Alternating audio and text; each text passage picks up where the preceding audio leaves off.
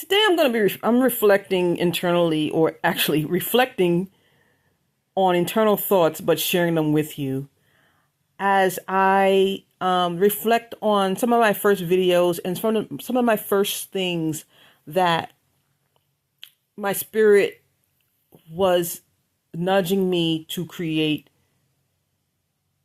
or understand as a part of my spiritual journey. Like with these, this is one of the very few things early on in my journey that it wanted me to understand. And in doing so, I wrote the book, Ego is a Motherfucker, where it was really a download I was getting from spirit, having me understand what the ego was. Now that I look back after a few years of receiving that information, and then later, a few years later, writing the book. And again, the book is not in depth. It really is the channel information. It's not even an analysis of what I received. It is what I received. Anyway, there were a few things as I reflect that I had to get over as a part of my journey, and why I found ego was, for me, and again, it might be different for everyone, but for me, getting over the ego, identifying what that was, identifying limiting thoughts, behaviors, emotions, and identifying that those were illusions and not me. And my spirit was challenging me to get over that. Number one, recognize it. Recognize when it surfaces, those thoughts and emotions. Recognize what it was. And then to triumph over them. So one of the first things I was being nudged by my spirit team to do was to create a book. Just write it. And for me, just being able to do that was a task in itself. And by that, for some people, like, you could just write words not a big deal. And although it was a part of my life, writing, which is very weird because I came up through math and engineering, but as the universe would have it, it put me in a position where I'm writing as a part of my career and my journey in engineering. Anyway, regardless of doing that as a part of my livelihood, I still had this limiting belief that I could not write. And so it was like, just do it. It was like, don't worry, just do it. It was just like, just write it, just write it. And for me, another limiting belief was perfection. Like I would proudly say I'm a perfectionist. I now realize even that was a limiting belief.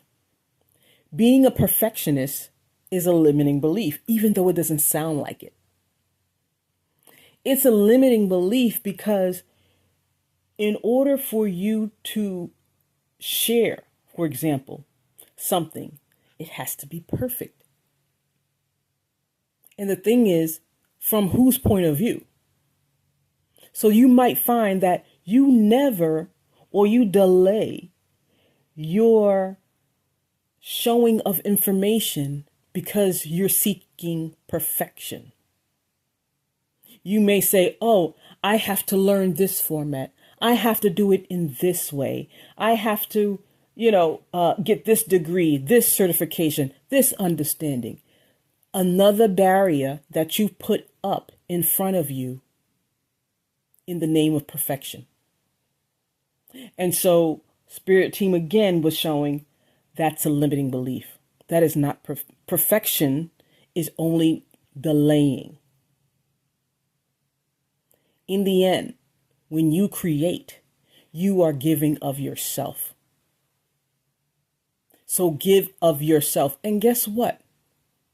You will make mistakes. It will not be perfect, but it will be of you. And it's trying to, it's just trying to have me just be me.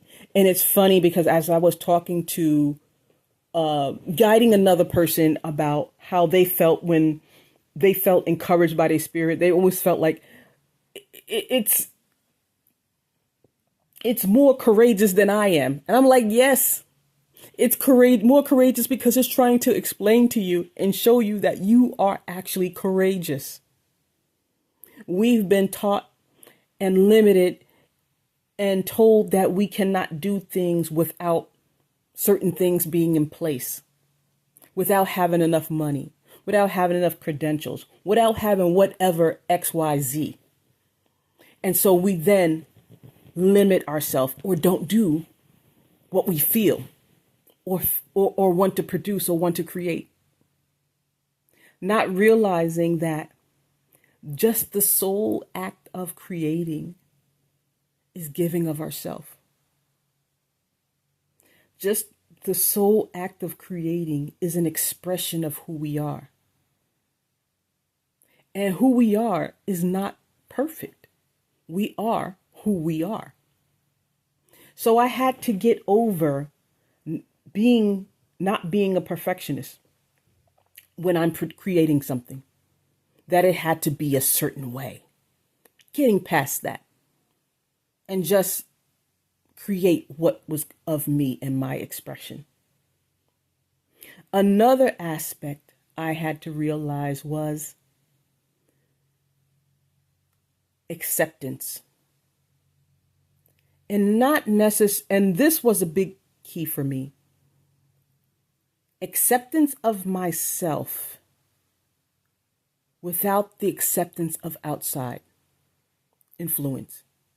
Meaning that I had to receive rejection from outside sources to go within myself to accept who I was, what I was feeling, what I was dealing with, to move forward. So yes, my first book that I put out, I had no clue what I was doing. Not at all. But I was still being urged to put it out there. It was that creativity, expression of self, vulnerability, and then knowing that what's the worst thing that would happen? Nobody would know about the book. Or somebody would, and they enjoy it. But that was it. It was giving me lessons to be creative and courageous, to accept myself and express myself. And then doing it over and over again, getting out of my comfort zone in order to do something new. Getting used to change. And it's funny because I would say out of a lot of people I know, I am comfortable with change, especially in my job. Very comfortable with change. Every time something new comes on, I want to be the first one to learn it. When I learn it, I'll teach other people and move on to the next new thing. I enjoy change. But I realized in my personal life, that was more my professional life. But in my spiritual life, I had to get used to change. Change as a normal way of being.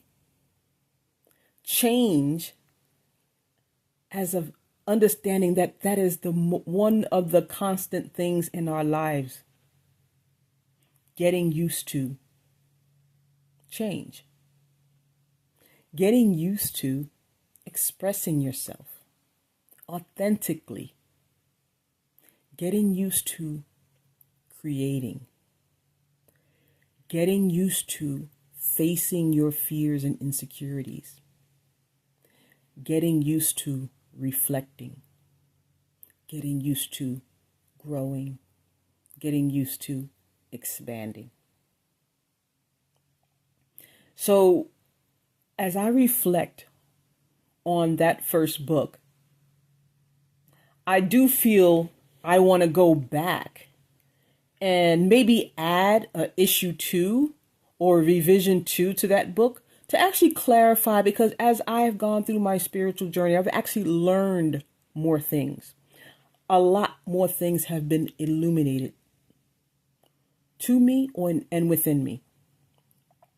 And so it's easier now to expand and clarify what I have received in that first download from Spirit, as well as clarify, just change a few of those spellings and grammar issues that I had in the text. Because like I said, one of the things I did not get was support. I thought that for people I've supported and cheerleaded through over my time, I thought those same people would support and cheerlead me. And when I needed support for review of the book, I actually did not get it. And it was disappointing, but that was an aspect I had to learn about going within and realizing that the support, internal acceptance, internal cheerleading was more gratifying. First of all, realizing that it was there was more, an internal love was more gratifying than I could ever receive externally. That was another transformation for me. Realizing all that I was looking for and searching for was within me. The love, the type of love I needed. Not the type of love that everybody thinks is love. Like, I really believe everybody has a different view of what love and what they need in a relationship, in support and acceptance. Everyone has a different view. Everyone has a different need. And then realizing that I could find that within myself, within my spiritual community, within my spiritual team. And again, that was transformative for me. So there was a lot of lessons my spirit team was sharing with me and guiding me through just in producing that one book. It has also later caused some ripples in as my life was being turned upside down. Some context as well as some support. I did later receive support.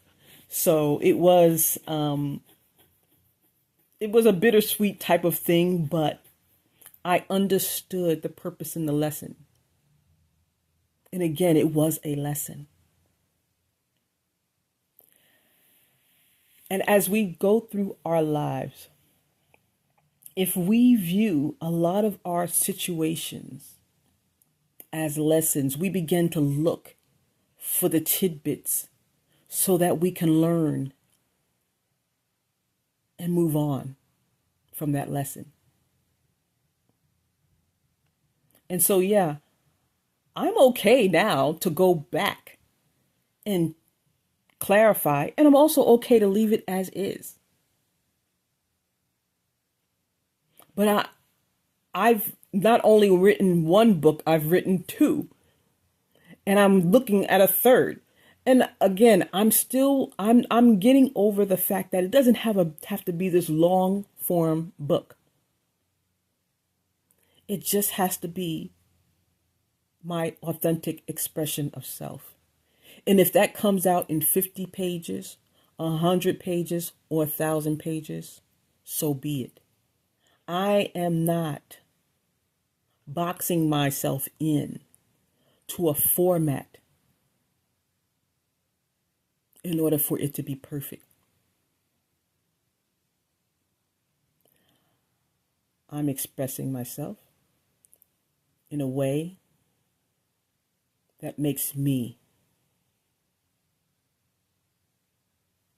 feel good, that makes me feel whole, that makes me feel like I've learned a lesson so that I can move on.